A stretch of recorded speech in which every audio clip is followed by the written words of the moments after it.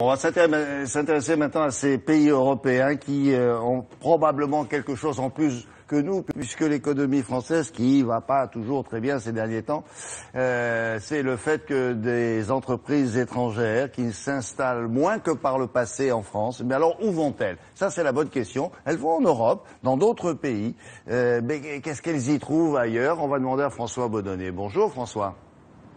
Oui, bonjour William. Alors effectivement, ces investissements étrangers vont tout d'abord en Allemagne. Alors ça ne surprendra personne parce qu'en économie comme ailleurs, on a plutôt tendance, vous le savez, à voler au secours du succès, comme on dit. Mais ces investissements vont également dans des pays plus petits, à la fiscalité, on va dire, accueillante, comme par exemple l'Irlande ou comme ici, en Belgique. Et du coup, ici en Belgique, eh bien, il y a des centres gigantesques, par exemple, d'entreprises pétrolières comme BP ou ExxonMobil, mais également des géants de l'Internet ou de l'informatique. Et lorsque l'un d'entre eux décide de multiplier par deux ses investissements dans le pays, eh bien les autorités politiques au plus haut niveau lui déroulent le tapis rouge. Regardez, ça s'est déroulé récemment. En plus de son nœud papillon qu'il ne quitte jamais, ce jour-là, le Premier ministre belge en personne a revêtu les couleurs du géant américain. L'événement est de taille. Le premier moteur de recherche au monde annonce qu'il va investir 300 millions d'euros sur son site belge. La Belgique est un pays d'accueil de créateurs, d'entrepreneurs grâce à la qualité de la main-d'œuvre, nos universités, la qualité de vie, les infrastructures. Donc on a tout pour pouvoir s'en sortir. Dans ce centre de données grand comme 120 terrains de football, Google stocke, transfère et analyse des milliards d'informations.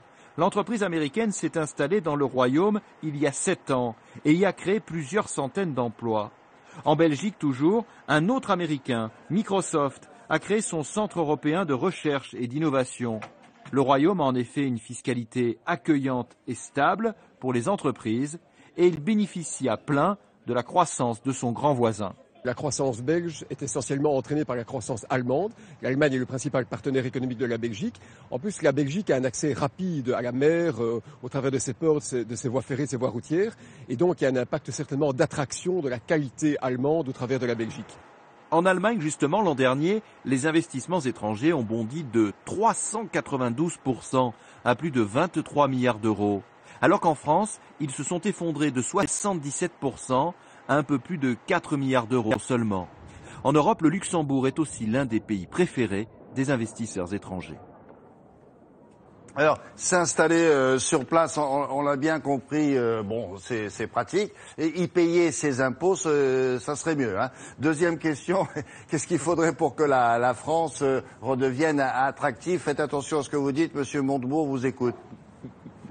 Alors d'abord, en fait, ce qu'on peut dire, William, c'est que la France a énormément d'atouts. On entendait le Premier ministre belge qui citait les atouts de son pays, mais la France, elle a ses atouts. Elle a les universités, elle a les hôpitaux, elle a les réseaux ferroviaires, par exemple, avec le TGV. Non, ce qui lui manque, eh bien, c'est la stabilité fiscale. Depuis 30 ans, à chaque alternance politique, eh bien, tout change dans un sens ou dans un autre d'ailleurs. Et ça, William, les investisseurs, ils n'aiment pas, mais alors, pas du tout. Et du coup, eh bien, ça fait, on vient de le voir, le bonheur de nos voisins européens. Oui, entre autres choses. Merci beaucoup. À plus tard, François.